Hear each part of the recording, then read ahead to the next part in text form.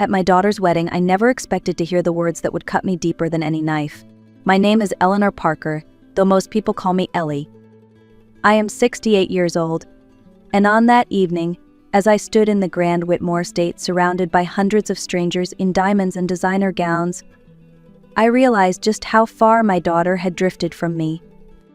Her name is Melissa, and to me she will always be the little girl who once begged me to read her bedtime stories twice in a row, just to keep the monsters away. But at her wedding she was no child, she was radiant, confident, and cruel in a way I had never imagined. I was standing near the terrace doors when I heard her whisper to her new mother-in-law, Patricia Whitmore. "She's just a pathetic failure, nothing like you," Melissa said, glancing toward me as if I were nothing more than a burden. Patricia smiled politely, the kind of smile that carries judgment behind its shine. My hand tightened around my glass. Years of working double shifts at the library, nights spent caring for her father through his illness, and every sacrifice Richard and I made for her future all reduced to a single, dismissive sentence. The words echoed in my ears long after the music covered them. My cheeks burned, not from shame, but from something rising inside me, something Richard had prepared me for. Because tucked in my purse was a letter he had written before he died. He had pressed it into my hands with a voice full of urgency. "Ellie, if she ever treats you badly, you read this aloud. Promise me." That night, under the chandeliers and in front of 200 guests, I kept that promise. I stood, lifted the microphone meant for joyful toasts, and read Richard's words. And when I did, the room fell silent. You could hear the crack of every broken illusion. But let me take you back and tell you how we got to that moment. The Whitmore wedding was the kind of event people read about in glossy magazines. Everything shimmered with wealth and perfection. The ceremony took place in the gardens of the Whitmore estate in Connecticut, a property with manicured lawns, fountains that sparkled in the sunlight, and a mansion that looked like it belonged in a movie. 200 guests filled the chairs, their conversations buzzing like bees, and a 12-piece orchestra played with the precision of professionals, hired at an outrageous fee. Melissa was at the center of it all, glowing in a vintage Chanel gown that once belonged to me. It was the dress I wore on the day I married her father, Richard. I had preserved it carefully for decades, storing it in tissue paper and cedar to keep it from yellowing.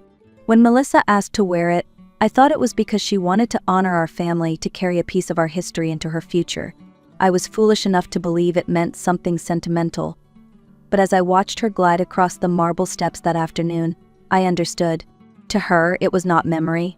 It was simply an accessory, another detail to impress her new in-laws. I arrived that morning from my small apartment in Hartford, dressed in a navy gown I had saved up for over months. It wasn't designer, but it was respectable. At least I believed so until I looked around. The women surrounding me sparkled in gowns that could have covered a year's rent, their diamonds catching the sunlight, their postures exuding a kind of confidence I had never known. Confidence that comes from never having to count pennies or wonder if the bills would be paid on time.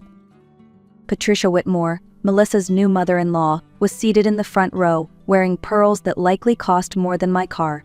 Her presence was cold but polite, like winter air hidden under layers of silk.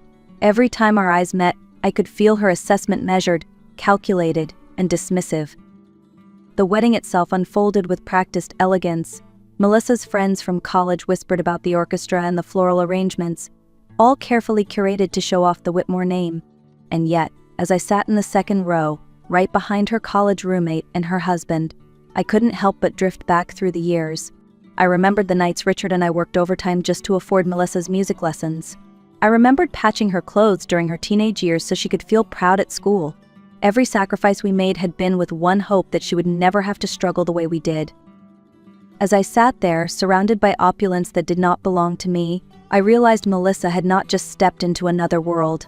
She had turned her back on the one that raised her. 3 years earlier, in the quiet weeks before his passing, Richard had handed me an envelope. His hand was weak, the veins more visible than ever, but his grip on the paper was firm. "Ellie," he said, "if Melissa ever treats you badly, read this, out loud. Promise me you'll do it." His eyes were steady, filled with both sorrow and determination. I promised, though I never believed I would actually need it. Melissa had been my pride. How could I imagine my daughter turning against me? Inside the envelope was a single sheet of paper, written in Richard's careful script. The date at the top marked it just 3 days before he died. Even now, I can still see the ink slightly smudged where his hand must have trembled. The words on that page would change everything. "My dearest Ellie," the letter began. "If you are reading this, it means Melissa has shown you who she is becoming. I am so sorry. I know this will hurt, but I need you to know what I saw during my last weeks."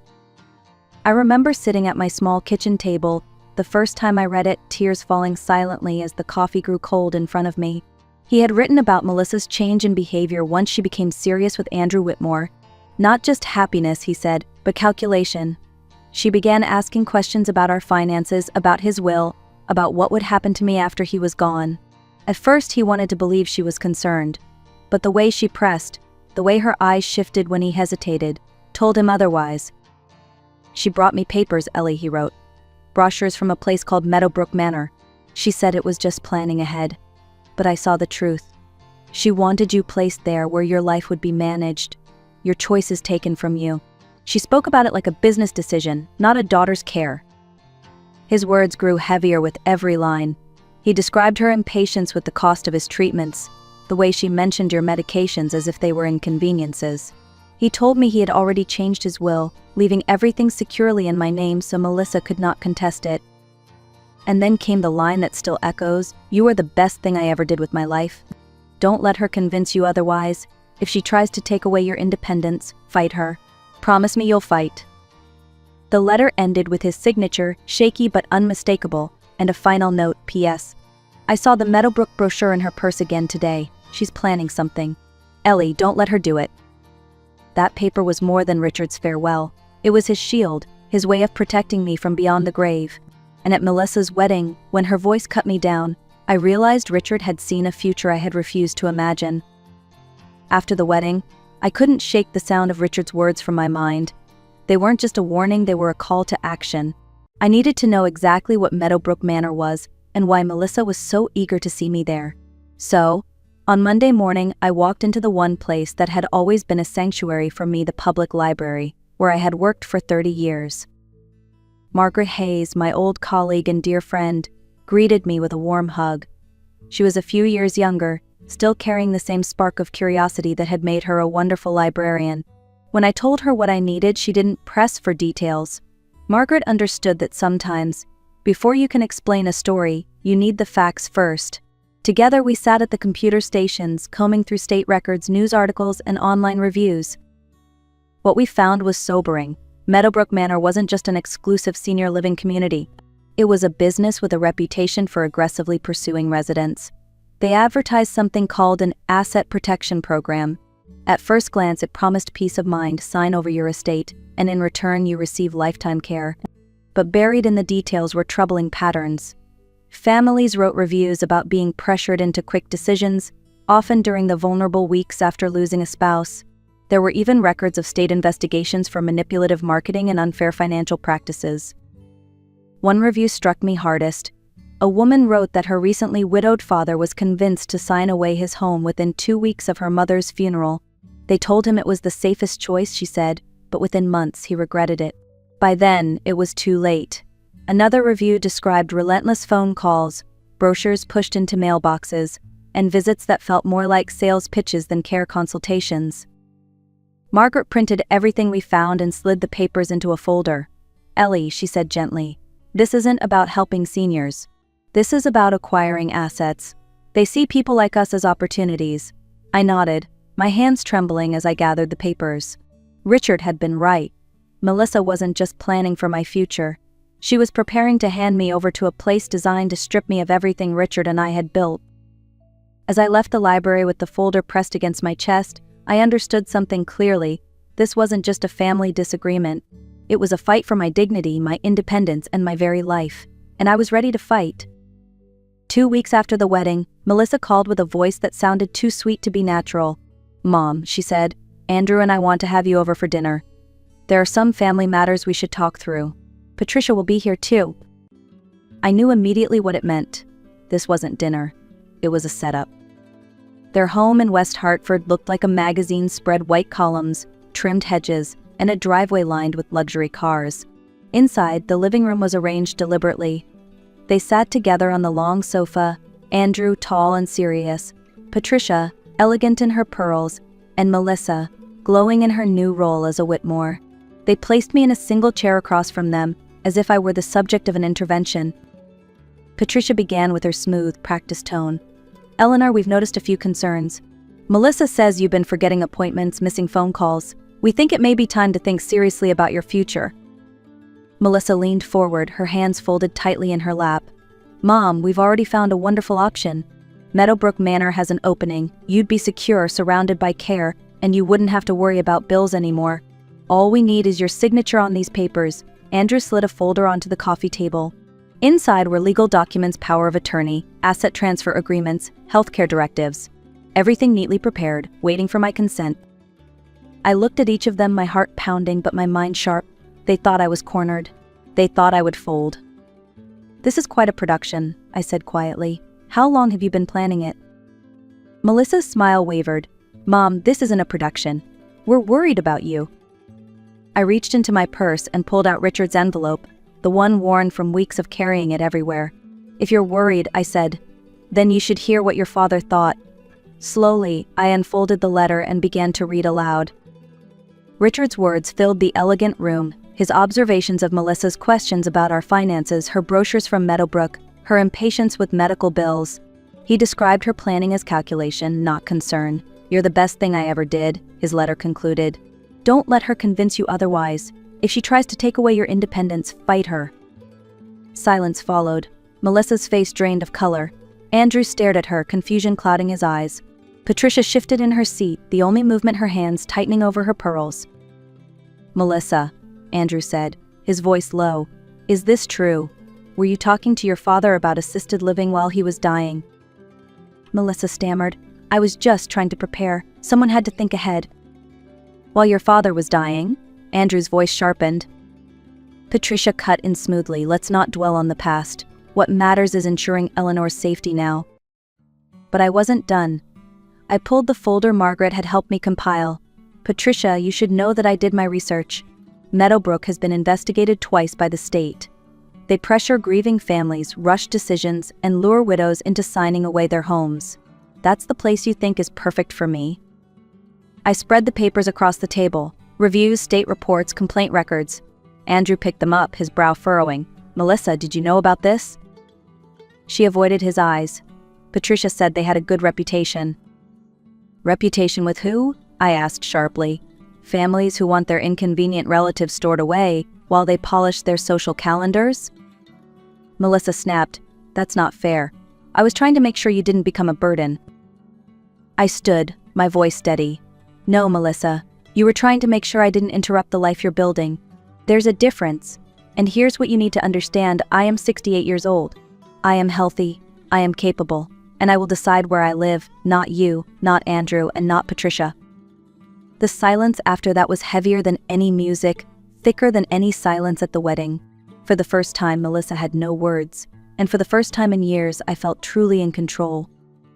In the days that followed, I half expected Melissa to double down, to push harder, or to arrive at my apartment with yet another set of papers. But instead, there was silence. Weeks passed before she reached out again, and when she did, her tone was different, tentative, almost fragile. She asked if we could meet, just the two of us, no Andrew, no Patricia. I agreed, though I kept my guard up. We chose a small cafe near the library, a neutral place where neither of us held the advantage. When I walked in, Melissa looked different. She wasn't polished and perfect the way she had been at the wedding. She looked tired, with faint shadows under her eyes, and for the first time in years, I saw the little girl I used to know peeking through the cracks of the woman she had become. She stirred her coffee nervously before speaking. "Mom, I've been thinking about what you said, about treating you like a problem instead of a person." Her voice wavered. "I talked to a therapist. She asked me when I started being afraid of you getting older, and I realized it was when Dad got sick. Watching him fade, knowing there was nothing I could do, it terrified me. I thought if I planned enough, controlled enough, I could stop that from happening again. But instead, I tried to control you." I listened quietly, my heart torn between hurt and relief. She went on. "I called you a failure because I was angry. Not at you, but at myself. I didn't think I could ever be strong enough to care for you the way you cared for Dad. So I looked for a shortcut. I convinced myself that handing you over to professionals was the answer." Her eyes filled with tears. "But you're right. Being scared doesn't give me the right to take away your choices. I'm sorry, Mom. For a long moment, neither of us spoke. Then I reached across the table and took her hand. Melissa, no one expects you to be perfect. I never did. I just need you to see me as I am, not as a burden you have to manage. She nodded, tears slipping down her cheeks. It wasn't forgiveness, not yet, but it was a beginning. 6 months later, life felt different. Not perfect, but steadier. Melissa called me every week, not to check up on me, but to talk.